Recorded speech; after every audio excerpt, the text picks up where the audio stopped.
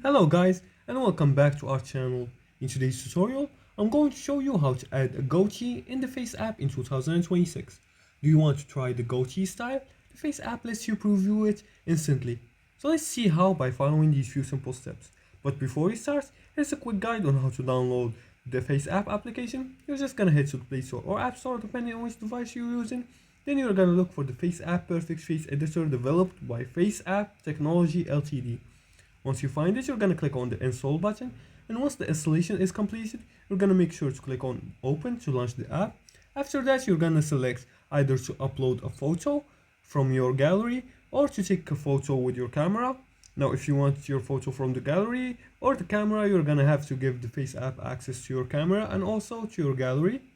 Now once you do that, you're going to choose the picture. Then you're going to go to the facial hair section. You're going to scroll until you see the haircut or the beards here.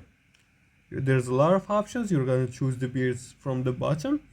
Then you're gonna select a goatee style. For here, there's two goatee styles.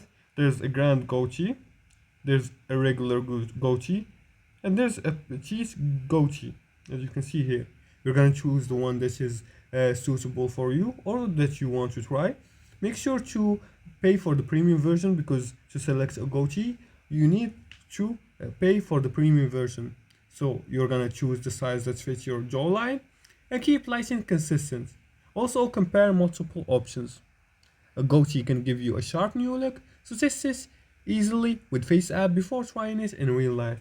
And if you like this video and found this helpful, please like and subscribe and leave a comment below the video if you have further more questions about this topic. Thanks for watching and see you again in the next tutorial.